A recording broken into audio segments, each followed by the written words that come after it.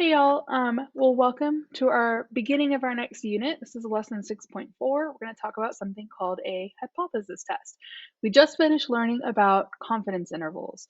Confidence intervals are one way to take what's true for a sample and make some kind of conclusion about our population. We call this inference. Another way to have inference or to use inference in statistics is with a hypothesis test. Now, hypothesis tests are a little bit weirder or trickier to understand, conceptualize where it comes from and what it's doing for us. So we're going to spend a couple minutes kind of thinking about that. So let's say I had a deck of cards. Normally I would do this in class and just kind of have a deck of cards for us to look at. And I had you pick a card. So let's imagine that we're doing that. I'm going to click on this button right here. So the first card that was picked was Jack. So now I'm going to pick another card. I'm going to click again. Now I got a 3 of hearts. Pick again, and now I've got a Queen of hearts. I'm going to pick again, and now I've got a 4 of hearts. I'm going to pick again, now I've got King of diamonds. Do one more, Queen of diamonds. Got a 10 of hearts. And probably, hopefully, maybe by this point, there's a 9 of hearts. You're potentially thinking, something's weird right now. Why do we keep getting red cards? In a deck of cards, half the cards are red, half the cards are black. So I don't know how many I've picked at this point, but surely by now, if this were a fair deck of cards with all the cards that it should have, we would have gotten at least one black one right now. So the more I pick, the more I'm like, something's happening here. It's a little weird. And in fact, you would be right. This deck of cards is actually 2 decks of cards and just the red cards. So I tricked you and told you or made you assume that it was a true deck of cards or a fair one, and it wasn't. Another example, let's say we flip a coin. I really love this GIF. So if I were to flip a coin and get 2 heads in a row, well, 2 heads in a row, technically I should be getting 50-50 heads and tails, right? Kind of similar to the picking a card situation. But if I get 2 heads in a row, I'm maybe not going to go too crazy. And actually, the probability that that would happen on just a regular fair coin would be 0.5 times 0.5, 0.25. So 25% chance that if I flip 2 coins, I get 2 heads in a row. 3 heads in a row. Well, a little bit more unlikely. I would have thought by now I would have got a tails, but okay, 3 heads in a row, maybe I'm not too concerned yet. And in fact, the probability of that happening, 0.5 times 0.5 times 0.5, is about 12.5%. 4 heads in a row. Okay, that could happen. I'm not going to freak out yet. It's about a 6.25% chance of happening, but it could happen. It's not too weird. 5 heads in a row. And this usually is where most people start to stop and think, hold on, can I see that coin? Is that really a fair coin that has a heads and a tails? Or do we maybe have a double-headed coin, right? This is 3.125% likely to happen on a fair coin. So again, not impossible, but now we're kind of passing this threshold into what we might consider unlikely, rare, and maybe I'm starting to question whether this coin is fair. 6 coins or heads in a row, 7 heads in a row, 8 heads in a row, etc. We could continue finding probability, but the point is that at some point of flipping heads and heads and heads in a row, you might start to question whether it's a fair coin. So one more example, and I've kind of talked about this before when we talked about the sampling bowl. Again, the goal was to figure out what proportion of beads in the bowl are red. And we did a sampling distribution where we found out some data, right? So here's kind of a summary of what that data sort of looked like. When I picked a sample of 25, these were all the different proportions we got of red beads. The bottom graph is for sample sizes of 100. So if I told you that I took a random sample from the bowl and got 60% red, would you believe me? Would you trust that what I was telling you was accurate? Again, this is really unlikely. Technically, it's possible, but it's not super likely. And we can kind of see that on our sampling distribution graph because we didn't have any samples that had 60% red on either graph, on either sample size. So it seems really unlikely. What if I said 40% red?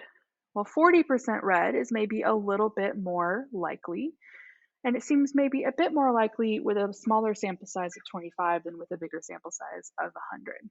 Right? So we're kind of basing whether we believe you, whether you believe me that I took that sample and got that percent red is based on, well, what are the chances of that happening if this sampling bowl looks like what we said it looked like. So in a hypothesis test, our question is, could the observed occurrence, could our sample data be just the result of chance variation? Could I have just picked a random sample that just happened to have this super rare value? Or is that occurrence so unlikely that it makes me have doubts about that population itself or about my claims? So what do I mean by doubts? Okay, if the occurrence is so unlikely that we have doubts, we're doubting maybe our initial hypothesis. Is this a fair coin, right? Does the bowl really have 21% red? Is there more than that? Is this coin that we're flipping a fair two-sided coin?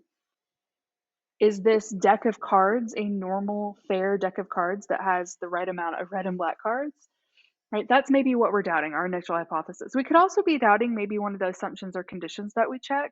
So was it really a random sample of beads, or did I just handpick red ones to put in there and make it 60% red?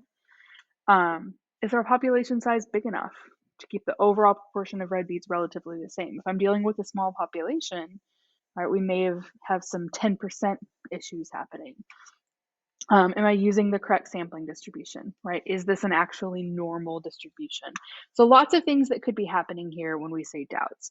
I'm going to talk through steps, and we're actually going to talk about just the first two steps of a hypothesis test in this video, and then in class we will talk about other steps.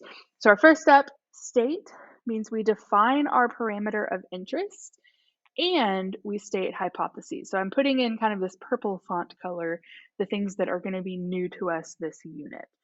So define parameter of interest, we did that for confidence intervals already. So what's new is we're going to state our hypothesis statements. For plan, we're going to name the type of test. So we're doing a hypothesis test and not an interval, so that's different. And we're going to check conditions, pretty much the same. For do, right, instead of calculating an interval, we're going to calculate a z-score and a probability of getting the sample result we got. And we'll look into that in class next time. For conclude, we're going to write a conclusion based on the probability that we calculate to determine if we have doubts. And again, that's going to be a new thing, right? With intervals, we just interpreted the interval. With hypothesis tests, what we write is a little different. So what's in purple is kind of what's new for hypothesis tests, but the other stuff is pretty similar to what we've already done. So just for the sake of today, I'm going to use this example about the sampling bowl. So sampling bowl in my classroom filled with red and white beads has 21% red beads. However, we think it's possible that someone's tampered with the bowl, adding more white beads and making the overall proportion of red beads less than 21%. So we think that the real proportion of red beads might be less. So to test the theory, a student takes a random sample of 100 beads from the bowl and finds that 14 of them are red. And we're going to find out, does this provide evidence that the bowl now has a lower percentage? Now keep in mind, our sample clearly had a lower percentage. Our sample is 14 out of 100, which is 14%. But remember, our samples aren't always going to perfectly match the population. We're going to have some variation. So our question here is, how likely or unlikely would it be for me to just pick a random sample from a bowl that has 21% red beads in it and get 14% red beads? Like, how likely is that to happen in that sample that we have or in that population? So that's essentially what we're finding. And if that's really, really unlikely to happen, then it might make me question whether 21% is true or whether something's going on. So our first step is to state, and I'm going to talk more specifically about hypothesis statements right now, since we already kind of know how to define our parameter. So we have two hypothesis statements in a hypothesis test. We have what we call a null hypothesis, which is basically saying nothing's changed, there's no difference, nothing weird's going on, everything's what we thought it was. This value could reflect what used to be true or what is claimed to be true. And we always use an equal sign when we are stating our no difference or null hypothesis. The way we write it is H with a little 0 as a subscript, We might call this H naught, but H0.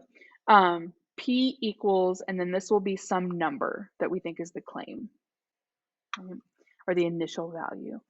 For our second hypothesis, we call it alternative hypothesis. And this is what we think might be true or what we're trying to show is true.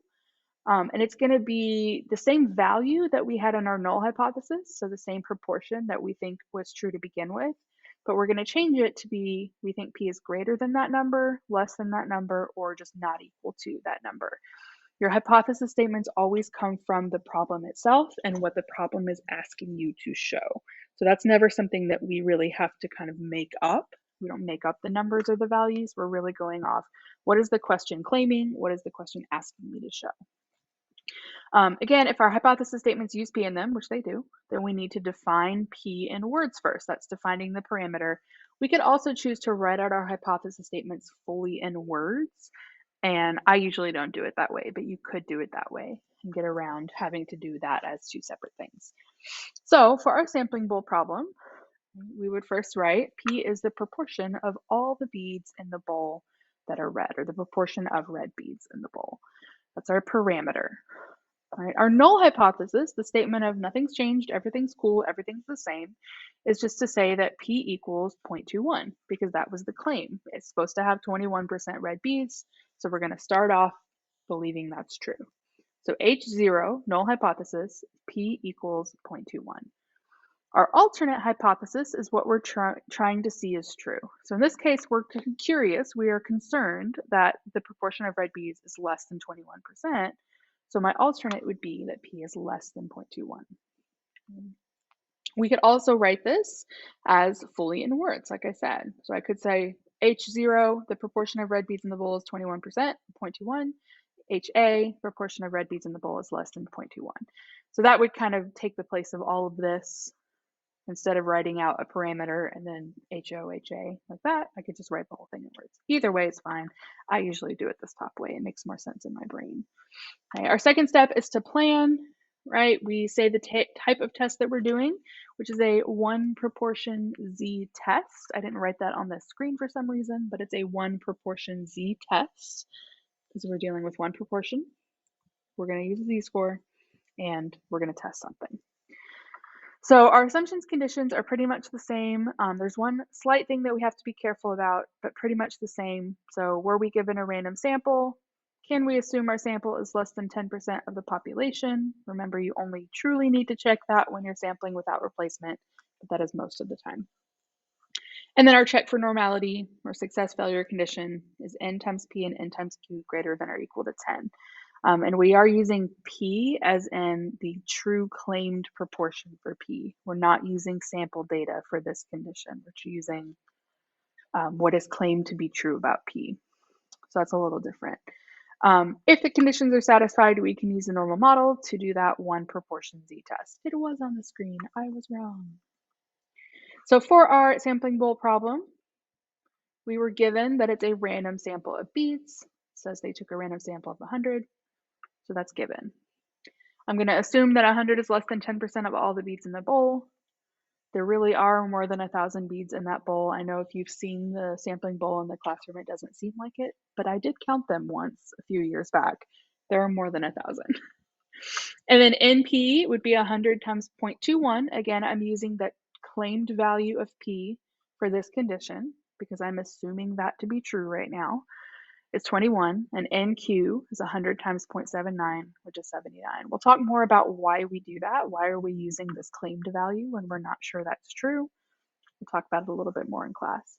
So, but since both of those are bigger than 10, we can use a normal model, and that would be our third condition. So that's all we're going to do now. I just wanted to kind of give you a taste of what a sampling or what a hypothesis test is and do those first couple of steps to introduce some of those differences. First couple of steps are a lot of the same of what we already done, just with slight differences. Step 3 and 4, the do and the conclude, are majorly different from what we've already learned, so I want to spend time in class doing that. So that is all for today. See you in class next time. Bye.